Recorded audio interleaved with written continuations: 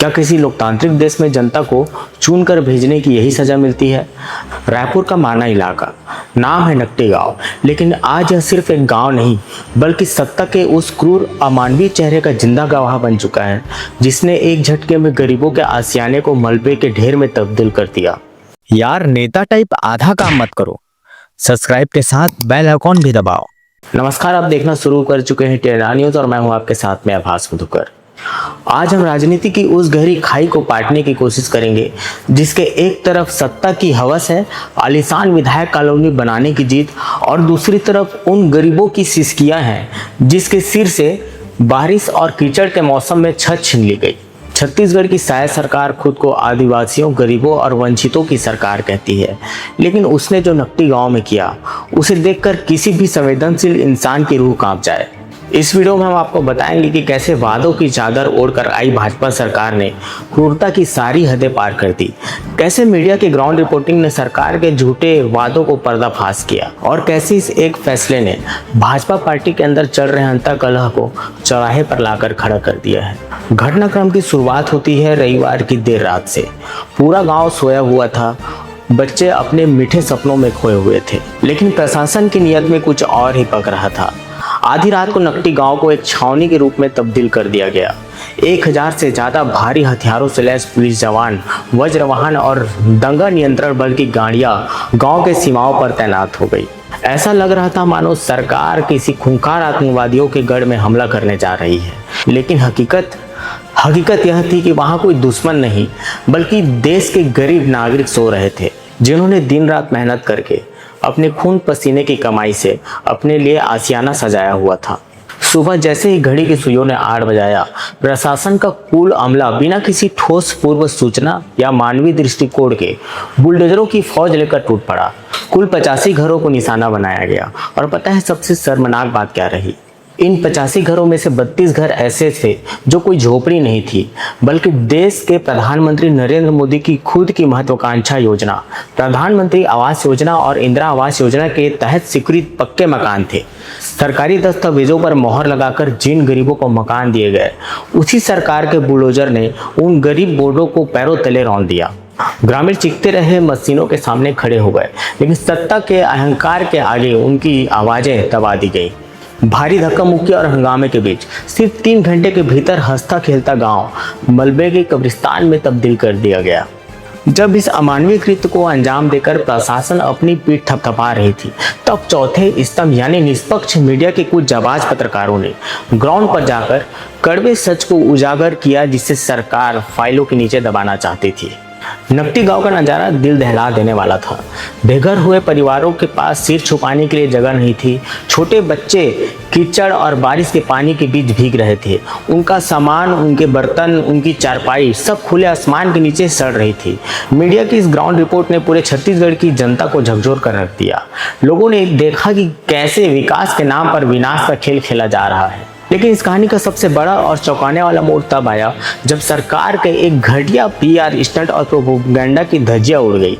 जिला प्रशासन ने एक वीडियो जारी किया था जिसमें दावा किया गया कि विस्थापित परिवार नए रायपुर के सेक्टर 30 स्थित EWS फ्लैटों में बेहद खुश है। लेकिन जब सच्चाई का सामना हुआ तो पैरों तले जमीन खिसक गई। देखा गया कि जो राजकुमार यादव पहले एक वीडियो जारी किया था, वह राजकुमार यादव पूरे अपने परिवार के साथ वापस अपने उस नकटी गाँव लौट रहा था। इन सब के बीच छत्तीसगढ़ के मुख्यमंत्री विष्णुदेव साय जी का बयान आता है। देखिए, नकटी में जहाँ तक वो लोग अतिक्रमण किए हुए थे सरकारी जमीन में, और ये पहली बार हुआ है कि सरकार उनको EWS का मकान, करीब 66 परिवार को EWS का मकान तुरंत, मतलब जिस दिन उनका बेदखली किया गया उसी दिन उनको और दूसरे दिन मकान दिया गया। ये पहली बार किसी सरकार ने किया है। मुख्यमंत्री जी, आपके इस बयान से छत्तीसगढ़ की जनता हंस भी रही है और रो भी रही है। इसे संवेदनशीलता कहते हैं या संवेदनशीलता की पराकाष्ठा? आप कहते हैं कि छत्तीसगढ़ में हमने इतिहास रच दिया है। हाँ मुख्यमंत्री जी, आपने इतिहास रचा है। एक ऐसे मौसम में सांप बिच्छू सड़कों पर होते हैं, मानसून बारिशों के बीच आपने जिस तरह घरों पर बुलडोजर चलवाया है, वाकई में आपने क्रूरता का इतिहास रच दिया है। हाउसिंग बोर्ड अपनी कागजी कार्रवाई में दावा करता है कि 77 लोगों ने 15 हेक्टेयर सरकारी भूमि पर अवैध कब्जा किया हुआ था।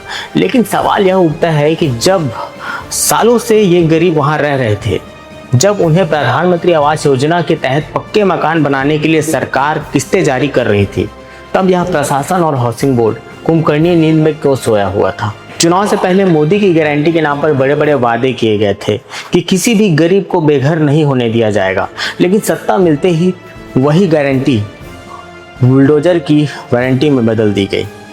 नकटी गांव का यह पूरा मामला सिर्फ एक प्रशासनिक कार्रवाई नहीं, बल्कि इसके पीछे छत्तीसगढ़ के भीतर सुलग रही भयंकर अंतकला और सत्ता के पावर सेंटर की लड़ाई है। इस कार्रवाई से ठीक 2 दिन पहले बेबस ग्रामीण अपनी फरियाद लेकर रायपुर के लोकप्रिय सांसद बृजमोहन अग्रवाल के पास पहुंचे थे। बृजमोहन अग्रवाल ने उन्हें साफ शब्दों में आश्वासन दिया था कि घबराओ मत, बरसात के मौसम तक कोई तोड़फोड़ नहीं की जाएगी। मैं प्रशासन से बीच का कोई रास्ता निकालने की कोशिश कर रहा हूँ, बातचीत कर रहा हूँ। लेकिन देखिए कितनी अजीब और अपमानजनक स्थिति है कि सांसद के आश्वासन के ठीक 2 दिन बाद यानी 29 जून को प्रशासन उनकी बातों को कूड़ेदान में डालकर बुलडोजर लेकर गांव घुस जाता है। यह साफ दर्शाता है कि मुख्यमंत्री विष्णुदेव साय और आवास मंत्री ओपी चौधरी की जोड़ी अपने ही कद्दावर सांसद बृजमोहन अग्रवाल को किस कदर नजरअंदाज कर रही है। इस उपेक्षा की आग तब और भड़क गई जब बृजमोहन अग्रवाल सीधे दिल्ली से रायपुर एयरपोर्ट पहुंचे और पत्रकारों ने उनसे सवाल किया नकटी गांव के मामले में। पत्रकारों ने जब उनसे नकटी गांव के विषय में सवाल पूछा तो उन्होंने अपनी ही सरकार और प्रशासनिक अधिकारियों की धज्जियां उड़ाकर रख दी।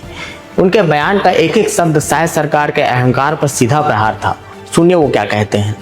शरीर में जिन लोगों ने तोड़फोड़ की है वो माफ करने लायक नहीं है। उन लोगों के खिलाफ में कड़ी से कड़ी कार्रवाई होनी चाहिए। और साथ में जहाँ तक नकटी की बात है, पिछले 3 सालों से लगातार मैं प्रयास कर रहा था कि समस्या का समाधान और नकटी वालों के साथ मैं पिछले भी था, आज पे हूँ और कल भी।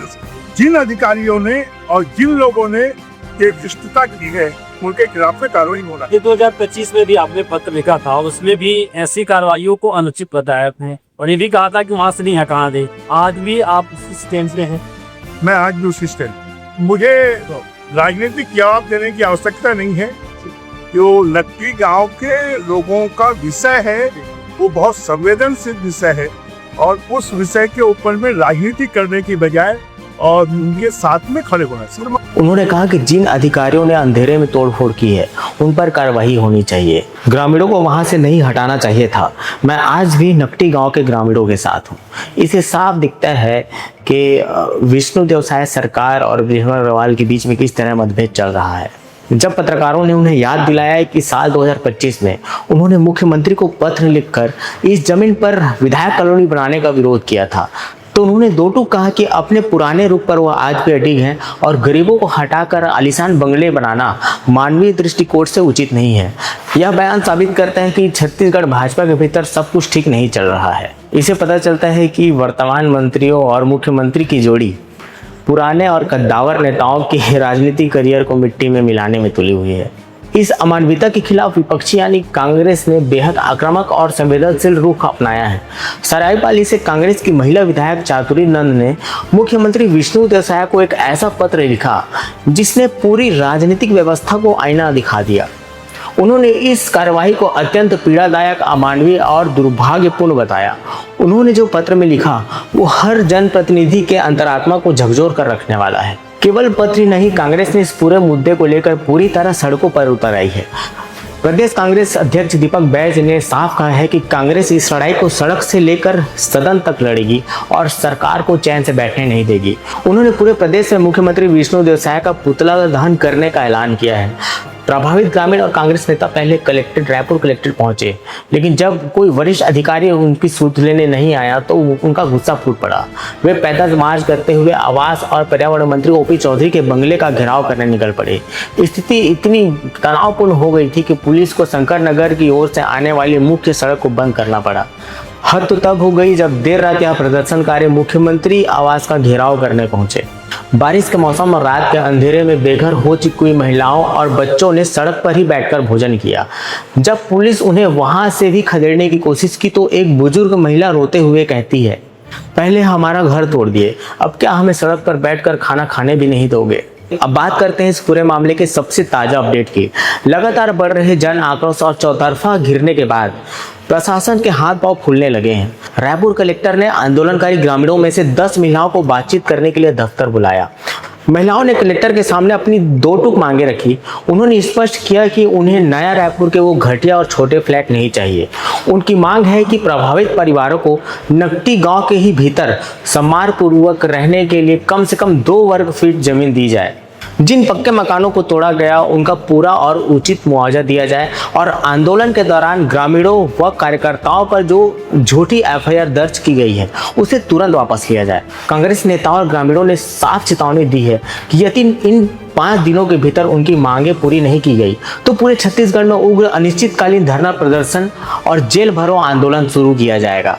इतना ही नहीं, कांग्रेस ने कहा है कि वे इस मामले को लेकर महामहिम राज्यपाल के पास जाएंगे और जरूरत पड़ने पर पूरे छत्तीसगढ़ को बंद करने की पुकार लगाएंगे। नकटी गांव का यह मामला हमें सोचने पर मजबूर करता है कि क्या लोकतंत्र का विकास का पैमाना केवल बड़ी बड़ी इमारतें और आलीशान विधायक बंगले ही हैं? क्या उन गरीबों के जीवन का कोई कीमत नहीं जो इस देश की रीढ़ है?